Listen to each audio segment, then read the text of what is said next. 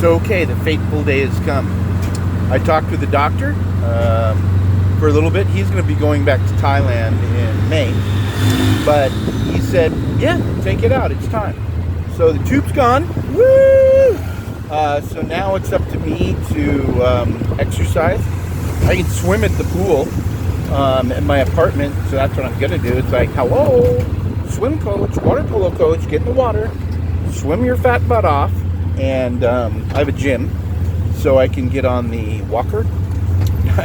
Not the walker, not like the senior citizen walker. I mean the treadmill.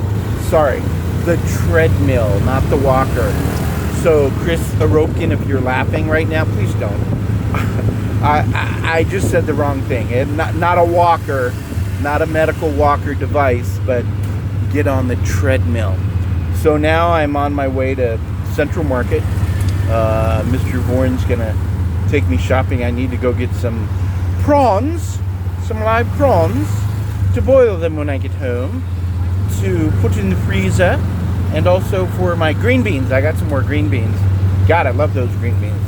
Or also, what are they called? Here they call them long beans. So, because they're long, so that's a good thing to call them, long beans. And broccoli, and other stuff that's good for me. So I'm excited, and I had my nice breakfast this morning at Oh La La. I had the Spanish omelet with a cappuccino and 2 pieces of crispy bacon. I'm going to try to find that turkey bacon again. Darn it. Gosh, I can't find it. That's a little bit healthier than pork. But anyway, pork. The other white meat. So, yeah, the other white meat here is fish and pork, and but I love chicken. Love chicken a lot. But why am I wasting your time? Here, let's see some of the beautiful stuff on my way home. I think Heaven. Let me see. Is Heaven Hardware here? God, remember that one? Now I think Heaven Hardware might be somewhere else.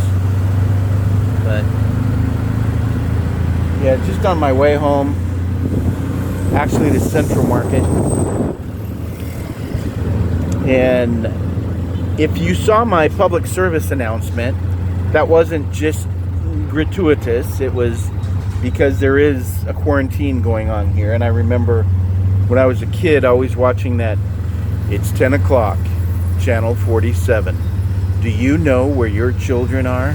So I always remember that. And I had my university students do a PSA on the quarantine.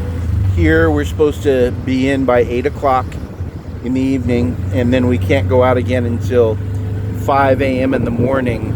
So there's been 14 deaths of COVID, a couple of deaths that weren't related, but at least, they say that. A couple of people have died of heart attacks. But they're all between the ages of 51 and 78. There was a monk that died in Thailand, though. He was in his 60s, had complications from diabetes after taking the Sinopharm, or was it the AstraZeneca? I'm trying to remember. Might have been after taking the AstraZeneca shot. He died because of the complications that he had before he took the vaccination. So I'm still thinking I'm not going to take it. I've been taking ivermectin and hydroxychloroquine. My young doctor, he just took the Sinopharm in Thailand, so he's going to take the second vaccine when he goes back in May.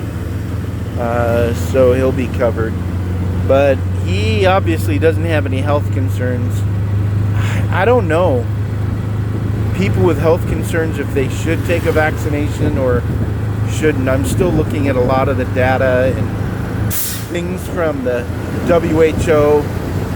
5 minutes from the WHO. I've been watching those on Facebook, but still they're inconclusive. They do not say without a shadow of a doubt that all the vaccinations are safe. They are just saying things like, well, all we know as of right now, the vaccinations are, but not are reliable. The vaccinations are foolproof. No, they're not saying any of that. They're just saying The vaccinations are being given, and there are not a lot of side effects. Those that do get side effects, or the few deaths, were from people who had other complications. Here, the couple that died that weren't included in the count of 14 had heart attacks. And so, but they were in their 50s, late 50s, and early 60s. So, yeah, I don't know. Sometimes I think, should I have come to Cambodia after my cancer was given the green light to say, hey, you're cancer free right now? I don't know, but I'm trusting God each and every day. He's in control. No matter what I want to do, God's in control. Oh, I can see Central Market up there. So I'm almost to Central Market. So yeah, no matter what, God's in control. I need to trust, and I need to be sensible too. It doesn't mean that, gee, you can just do whatever you want to do. I remember my mentor, Alan Doswald, always saying, you got to meet God halfway. You need to do the things you know you need to do and not be foolish, because God isn't going to protect the foolhardy. God, what was that Hallmark card I used to get? I used to go to the Dollar Tree and get this one all the time for friends. Fools rush in where angels dare to tread. So, yeah, I don't want to be a fool. I want to be somebody who does the things that they're supposed to do. I take care of my health. I have good friends here. Obeying the quarantine, that's part of it. The bummer is, though, wow, you can't go to work, and the kids are getting bored. They're the ones that are really afraid.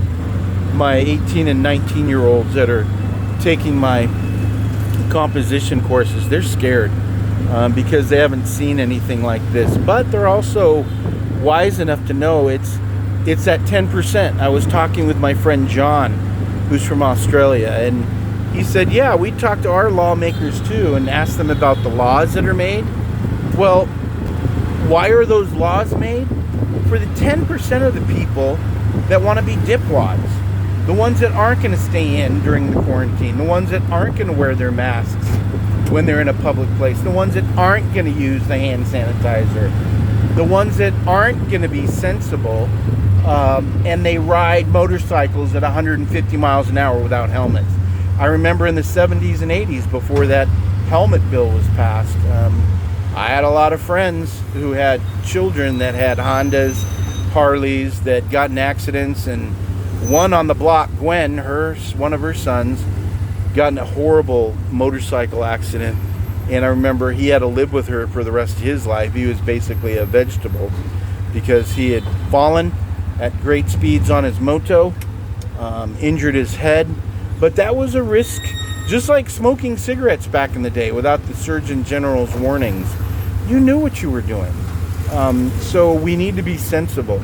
We need to know that God's in control, but we need to do the things that are smart. And not just the things that are expedient, quick. No. And I try and tell the younger kids that I work with, no, don't do the easy thing. Do the smart thing. But they're young and they still want to experiment sometimes. It's like, wow, I don't know. So live and learn. And I hope some of them will be a lot smarter than I was at their age. But I'm just so grateful for what God's doing. I'm grateful too for this man, Mr. Joe Voren. It's like, wow, I'd be lost without him.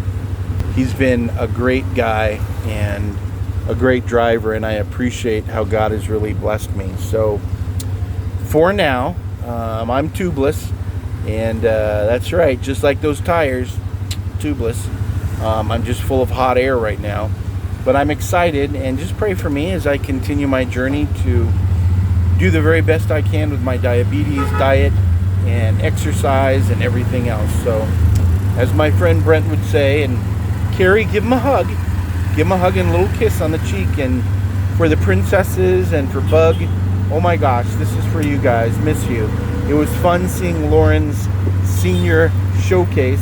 And when's Allie's? Does Allie get a senior showcase? So, and Bug Boy, stay stay safe, you and your wife. Blessings to you and blessings to you, Brent and Carrie, today. So, peace out.